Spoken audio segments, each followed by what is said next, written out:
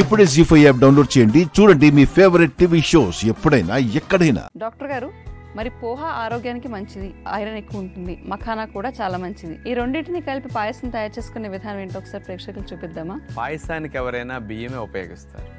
బియ్యం కంటే అటుకుల్లో iron content ఎక్కువ ఉంటుంది.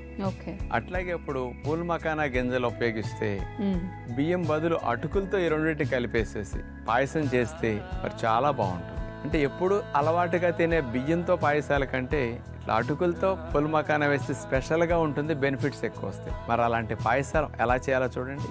పోహా మఖానా పాయసం తయారు చేయడానికి కావాల్సిన పదార్థాలు: పూల్ మఖానా గింజలు 1 కప్పు, ముడి అటుకులు 1/2 కప్పు, తేనె 1 కప్పు, పాలు 1 లీటరు, బాదం స్లైసెస్ 1 టేబుల్ స్పూను, జీడిపప్పు ముక్కలు 1 టేబుల్ స్పూను, యాలక పొడి కొద్దిగా.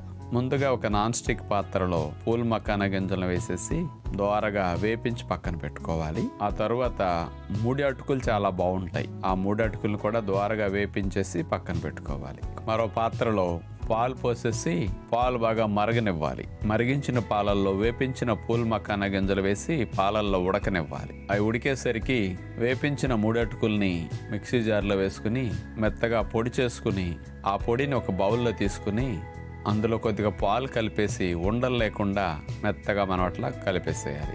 దాన్ని తీసుకొచ్చి పాయసంలో పోసేస్తాం. బాగా మరిగిన తర్వాత అందులో యాలక పొడి వేసేస్తాం. తర్వాత మరొక చిన్న నాన్ స్టిక్ పాత్ర తీసుకుని అందులో మేగడ వేసేసి అందులో జీడిపప్పు ముక్కలు, బాదం స్లైసెస్ అట్లా మేగడలో వేగనిస్తాం అన్నమాట. వేగిన తర్వాత ఈ డ్రై నట్స్ ముక్కల్ని పాయసంలో వేసేస్తాం. ఇక లాస్ట్లో మనం దింపబోయే ముందు తేనె అందులో వేసేసి కలిపేస్తాం. ఇక 3 అటుకుల్ని వేపించి పొడి చేసాం కదా, దానివల్ల కొద్దిగా చిక్కగా వస్తుంది అనమాట. చాలా స్పెషల్ పాయసం ఇది. ఈసారి ట్రై చేసి చూడండి. ఇక్కడ పంచదార బెల్లం వాడకుండా పాయసానికి మనం తేనె ఉపయోగించాం. తేనెలో పోషకాలు పోకుండా కూడా ఉంటాయి పాయసం వేసినప్పుడు. ఎందుకంటే మరిగేటప్పుడు వేయకుండా లాస్ట్లో దింపే ముందు తేనె వేసి దింపేస్తాం. ఎక్కువ వేడికి గురి కాదు కాబట్టి పోషకాలు ఎక్కువ పోకుండా ఉంటాయి. కఫము, దగ్గు, శ్లేష్మాలు తేనె వాడటం వల్ల పాయసాల వల్ల మనకి రావు. మంచిది తేనెతో ఇలాంటి స్వీట్ చేసుకోవటం అనేది. చూసారుగా, డాక్టర్ గారు చూపించిన విధానంలో మనం కనుక పాయసం తయారు చేసుకుంటే పాయసాన్ని కూడా ఆరోగ్యవంతంగా ఎంత కావాలంటే అంత తినొచ్చు. మరి పిల్లలకి స్వీట్లు చేసినప్పుడు లేదంటే ఏదైనా పూజలప్పుడు, స్పెషల్ అకేషన్స్ అప్పుడు పాయసం చేసుకోవాలనుకుంటే ఆరోగ్యవంతమైన పాయసాన్ని ఈ రెసిపీ ద్వారా తయారు చేసుకోండి. ఇక హిప్ మొబిలిటీ లేదంటే ఫ్లెక్సిబిలిటీని పెంచే వ్యాయామాలు ఈ రోజు యోగాలో డాక్టర్ గారు చూపించబోతున్నారు. అవేంటో చూద్దాం. ఈ హిప్ మొబిలిటీ లేదంటే ఫ్లెక్సిబిలిటీ అసలు ఎందుకు పెంచుకోవాలి, అలాగే పెంచుకోవాలనుకుంటే గనక ఎలాంటి వ్యాయామాలు చేయాలో కూడా చూపిస్తారా? మన ఇళ్లలో కొన్ని రకాల కర్రలు కానీ, పైపులు కానీ, కొంచెం పందిర మంచాల కోళ్లు కానీ ఇట్లా ఎత్తుగా ఉంటాయి. దాని మీద మన కాలు పెట్టేసి 3-4 రకాలుగా మూమెంట్ చేయగలిగితే ఈ తొంటి భాగంలో ఫ్లెక్సిబిలిటీ భలే పెరుగుతుంది. కింద కూర్చోవాలన్నా, లేవాలన్నా ఫ్లెక్సిబిలిటీ బాగా రావడానికి చాలా బాగా ఉపయోగపడుతుంది. అదే జిమ్ముల్లో అయితే ఇట్లాంటి పైపులు ఉంటాయి, కాళ్ళు పెట్టుకుని ఇట్లా వర్కౌట్ చేయడానికి, ఎక్సర్సైజ్ చేయడానికి.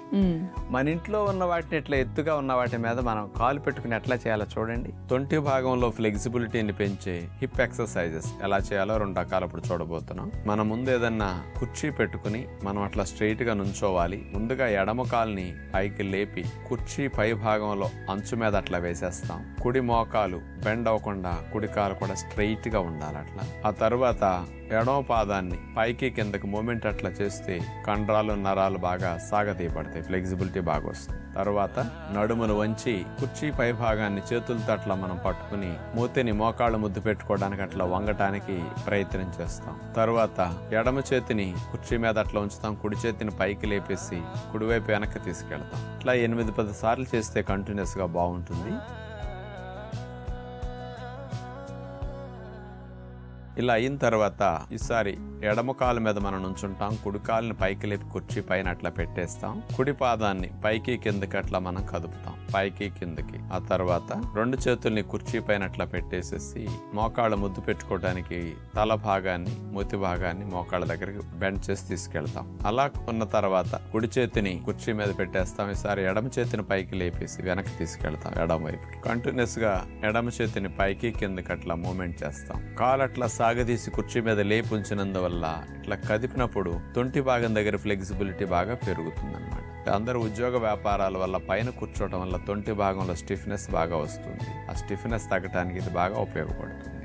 కింద కూర్చుని చేసినప్పుడు హిప్ మొబిలిటీ వచ్చేదానికంటే ఇప్పుడు కాలు ఇట్లా పెట్టి ఒక కాలు నేల మీద ఉంచి ఈ రకంగా చేయటం ద్వారా హిప్ లో మొబిలిటీ త్వరగా వస్తుంది, ఫ్లెక్సిబిలిటీ బాగా పెరుగుతుంది. కాబట్టి ఈ రకమైన వెరైటీని మీరు ఈసారి ట్రై చేయండి. డాక్టర్ గారిని అడిగి ఈ సీజన్ లో మనం స్పెషల్ గా జాగ్రత్తలు తీసుకోవాల్సిన విశేషాలపైన కాస్త అవగాహన కలిగించుకుందాం. డాక్టర్ గారు, మరి చలికాలం వచ్చిందంటే దానికి తగ్గట్టుగా మన టిప్స్ కూడా మారాలి కదా.